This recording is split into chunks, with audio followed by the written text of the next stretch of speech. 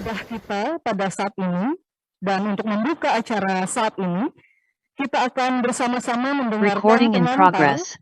yang dalam hal ini akan disampaikan oleh Wakil Ketua Majelis Pertimbangan, Majelis Sinode Gereja Kalimantan Evangelis. Untuk itu, kami persilahkan kepada Bapak Dr. Teras Narang SH untuk waktu dan kami persilahkan. Terima kasih Ibu Pembawa acara. Yang saya hormati Ketua dan anggota Majelis Pertimbangan Majelis Sinode Gereja Kalimantan Evangelis 2021-2026. Yang terhormat Ibu Ketua Umum beserta seluruh jajaran MPH Majelis Sinode Gereja Kalimantan Evangelis 2021-2026. Yang saya banggakan, pengkhotbah yang saya hormati Bapak Pendeta Kinurung, yang saya hormati liturgus Ibu Pendeta Mesisita Erlina, yang saya hormati Ibu-Ibu Pendeta dan Bapak-Bapak Pendeta yang hadir di ibadah kita pada malam hari ini, Ibu-Ibu dan Bapak-Bapak serta saudaraku yang terkasih. Salam damai sejahtera buat kita sekalian. Ibu-ibu dan bapak-bapak serta saudaraku semuanya, sebagaimana yang telah kita alami bersama, bahwa sejak bulan Maret tahun 2020 yang lalu, Bapak Presiden Republik Indonesia, Bapak Insinyur Joko Widodo, beliau telah menyatakan bahwa Negara Kesatuan Republik Indonesia dalam keadaan bencana nasional. Apa yang beliau sampaikan tiada lain adalah karena akibat adanya pandemi COVID-19. Sejak itu telah banyak terjadi perubahan di negara kita. Kita pernah melakukan PSBB yang kita kenal dengan pembatasan sosial berskala besar, dan sekarang ini kita mengalami PPKM, yaitu pemberlakuan pembatasan kegiatan masyarakat, sebelumnya bersifat mikro dan kemudian darurat, dan sekarang ada level 1 sampai dengan level 4. Ibu-ibu dan bapak-bapak serta saudaraku sekalian yang saya cintai, tentunya dalam keadaan pandemi COVID-19 sekarang ini, perkenankanlah saya dengan kerendahan hati untuk mengajak ibu-ibu dan bapak-bapak serta saudaraku sekalian guna secara realistis di saat menghadapi keadaan kita sekarang ini.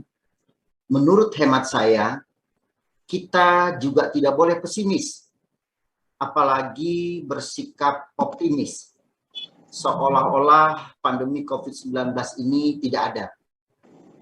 Seolah-olah kita mampu menghindari dan mampu mengatasinya. Dan seolah-olah kita juga menjadi mati rasa dalam segala hal. Dengan tinggi hati, kita tidak mematuhi protokol kesehatan. Ibu-ibu dan bapak-bapak sekalian serta saudaraku yang saya cintai, kita berada dalam kondisi yang saya katakan sebagai kondisi extraordinary. Suatu kejadian yang luar biasa. Sikap tindak kita pun harus dengan extraordinary. Salah satunya tentu adalah mematuhi protokol kesehatan.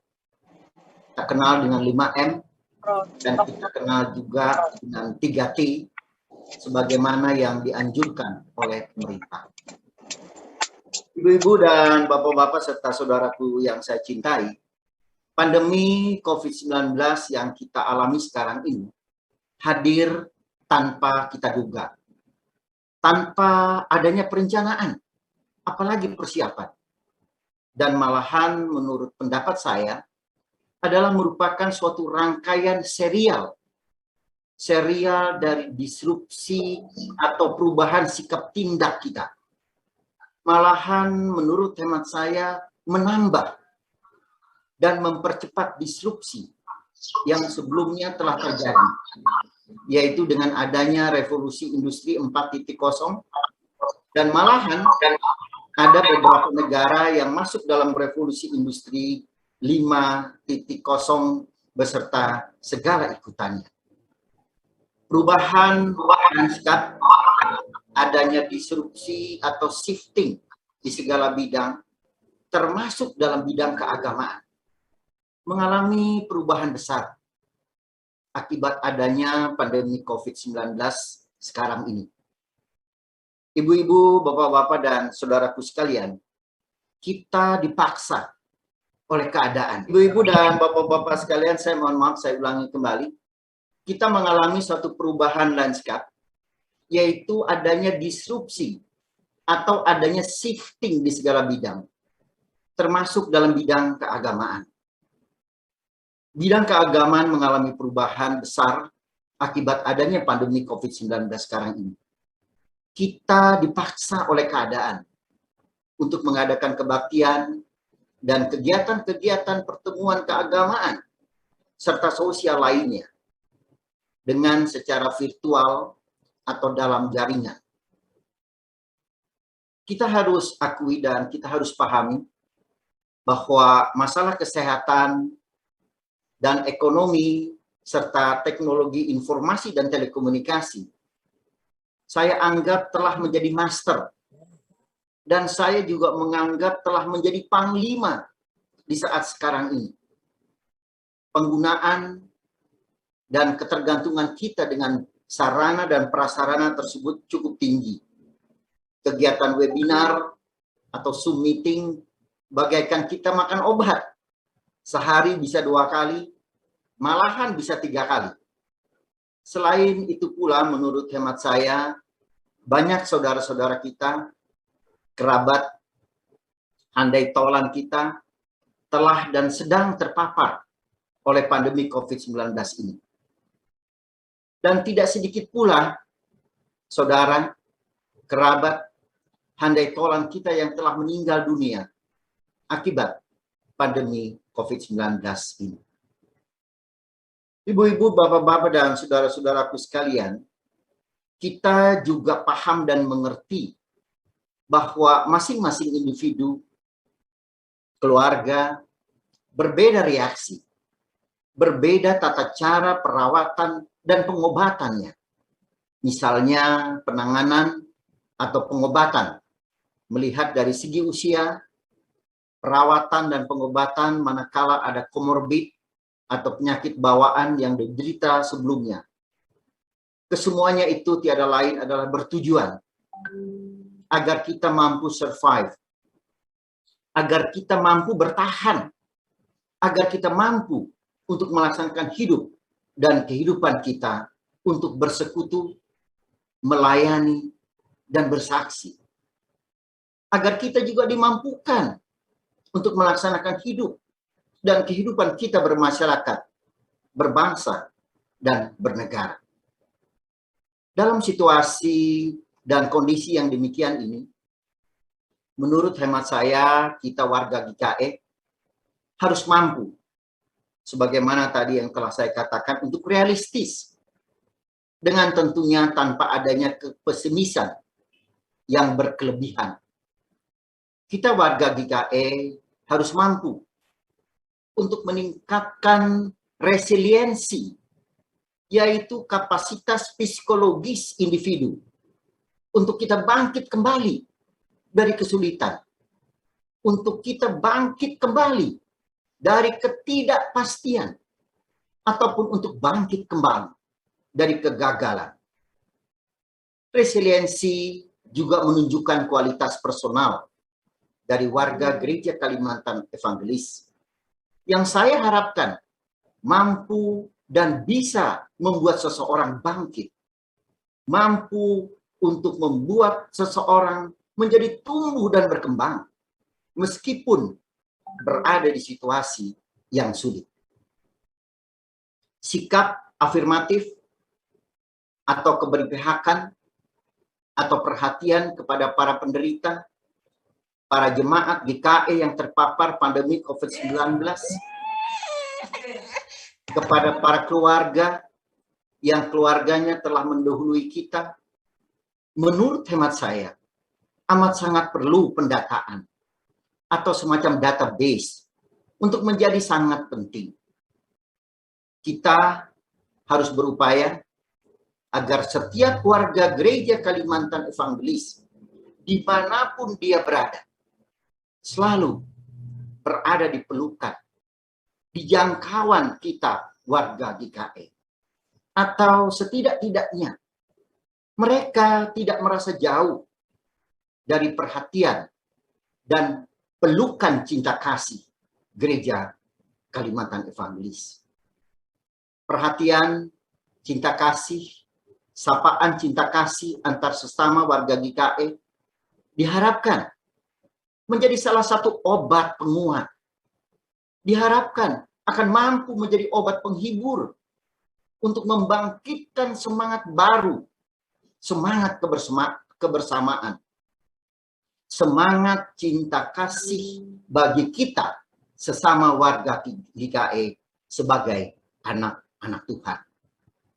Selain itu pula, ibu-ibu dan bapak-bapak serta saudara-saudaraku yang saya kasihi, perkenankan saya dalam kesempatan yang baik ini, dalam persekutuan cinta kasih dan kabar terang ini, mengajak kita semuanya untuk melakukan quantum leap, suatu lompatan di dalam sikap tindak kita, suatu lompatan yang didasarkan pada nilai-nilai Alkitabiah, suatu lompatan yang mampu untuk menemukan makna hakiki dan tata cara serta tata kelola dalam kehidupan bersekutu, koinonia, melayani, diakonia, dan bersaksi, marturia.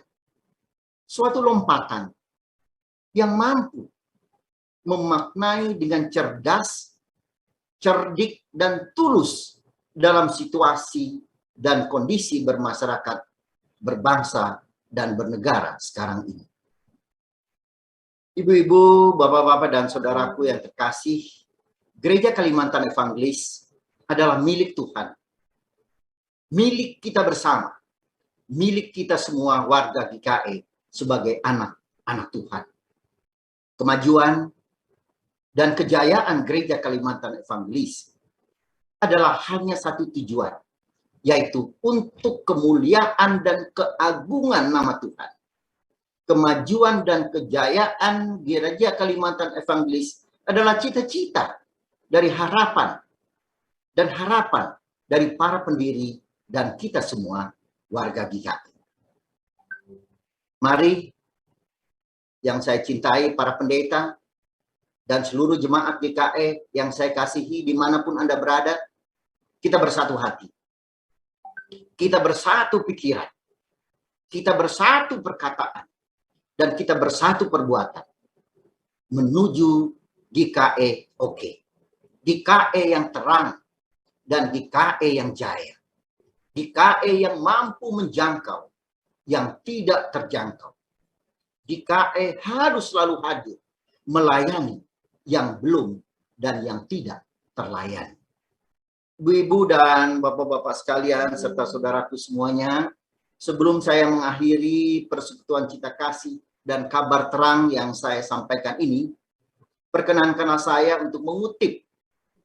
Mohon izin ibu-ibu, bapak-bapak pendeta, saya mengutip nas Alkitab yang saya kutip dari Alkitab Perjanjian Baru, Filipi ayat 12 dan ayat 13, yang berbunyi sebagai berikut.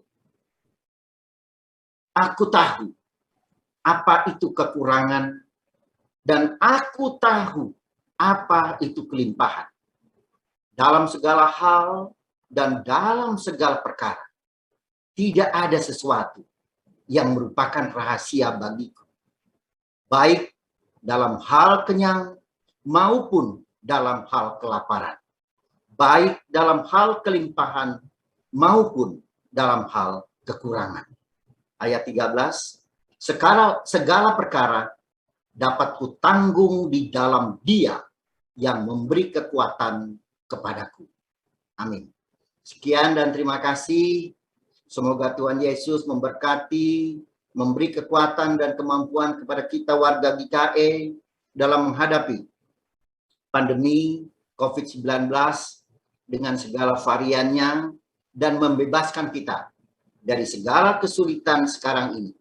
Serta terus kita berdoa agar pandemi ini segera berakhir. Sekian dan terima kasih. Tuhan Yesus memberkati. Terima kasih. Saya kembalikan lagi pada pembawa acara. Terima kasih. Baik, terima kasih. Puji Tuhan atas segala sesuatu yang telah disampaikan oleh Bapak Dr. Ateras Narang pada saat ini untuk membuka peribadatan kita di tengah masa pandemi. Dan sekali lagi Bapak Ibu Saudara, kami pun berterima kasih atas kerjasama Bapak Ibu Saudara untuk dapat mematikan suara mikrofon demi ketertiban dan hikmatnya ibadah kita saat ini. Terima kasih.